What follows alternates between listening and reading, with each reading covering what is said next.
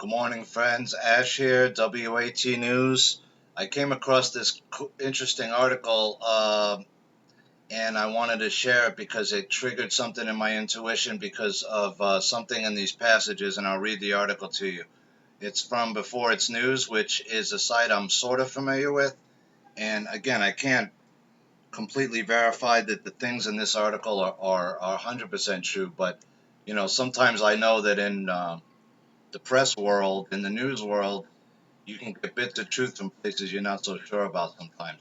And sometimes pieces of truth come out from places that aren't in the MSM, so I like to keep my eyes there. And so I'm going to read this article to you and we could take it from there. So the article, of course, starts off Trump win validated by quantum blockchain system recount of votes, Sunday, November 8th, 2020.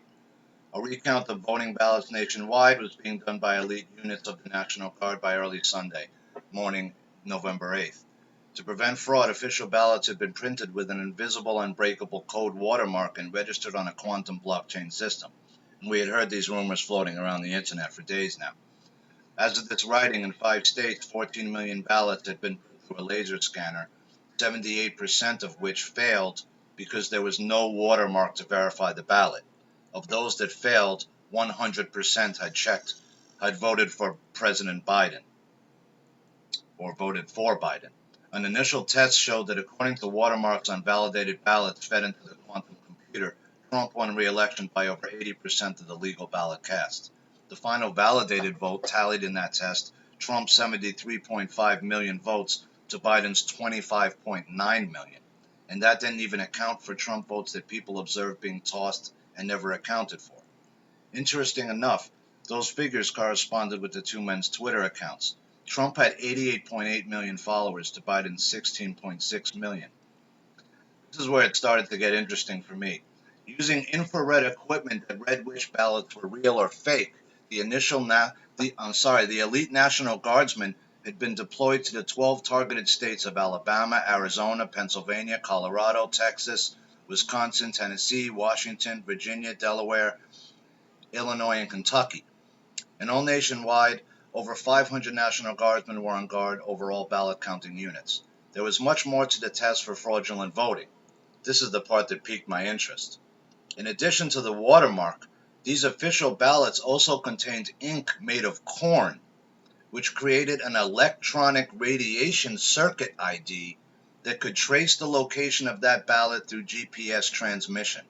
In other words, they could trace if the ballot was filled out by the person named on the ballot.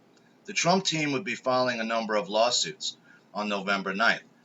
Now, remember when, if you watch the CUE board at all, there was a whole big thing about the corn is fit to be cut, the corn is about to be cut, the corn is being harvested, the corn, and I kept saying, what are they talking about? What's the corn? What's going on with all this corn?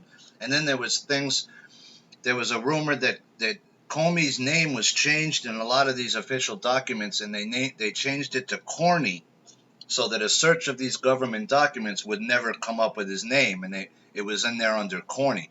But this also piqued my interest because this is what I think the corn was about. Also, a big reason. So if there is an ink made out of corn, which I've never heard of before, it creates an electronic radiation circuit ID for each ballot that could trace that ballot's location through GPS, which is huge because if they've hiding these ballots in closets, if somebody took the ballots home, if they've been moved around to places they shouldn't have been moved, they're going to know about it. And they're going to be able to find these ballots if they've been thrown out in ditches, if they've been, they could find this thing in the dump. So, unless it's been totally destroyed. So, there was much more to the test. The Trump team would be filing a number of lawsuits on Monday, November 9th. They had been preparing for this for a long time under an election fraud investigation called Project Veritas, which kind of piqued my interest too, because what is Project Veritas really doing, right? They're obviously getting people like in undercover stings and stuff, but who are they connected to? We're not sure. It's interesting. Are they just one guy doing this, or is it a larger group that's funding it? That's showing you all this corruption. Judicial Watch. Our new study shows 1.8 million excess or ghost voters in 353 counties across 29 states. We covered this yesterday. Um, in Pennsylvania alone, Trump's legal counsel Rudy Giuliani had testimony of 50 to 60 poll watchers who claimed being deprived of an ability to inspect mail-in ballots. Nationally noted attorney Sidney Powell, rumored to be appointed the next FBI director, which I have never heard that rumor, but that would be a great pick, said that the hammer and scorecard, quote unquote, the NSA security software turned illegal election software, ran an algorithm that gave Biden a 3% vote advantage in Wisconsin, Michigan, Pennsylvania, Georgia, Nevada, and Arizona. Rest assured, all legal issues would be accounted for by the time the Electoral College met on 14 December 2020. By then, real election results, post-court battles would determine all legally cast ballots. The joint session of Congress would make the election official on January 3rd, 2021. So, again, this is, do we know that this is true? Not right now. But when I saw the ink made out of corn, that triggered something real, real big in my intuition. All the alarm bells started to pop and go off. By the way, this is an interview you might want to check out. It's Dr. Shiva, MIT PhD analysis. Sorry, a little loud here, guys.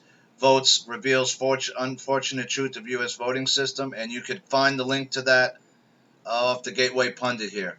So I just wanted to, we're still looking at Rock County. There's nothing new on the map right now, but I wanted to cover that article very quickly because I do think that there's something to this corn ink, and I think there's something to this and this connects back to the boards. If you've been watching that, there was a lot of talk about the corn's fit to be cut. So we'll see if the corn is fit to be cut.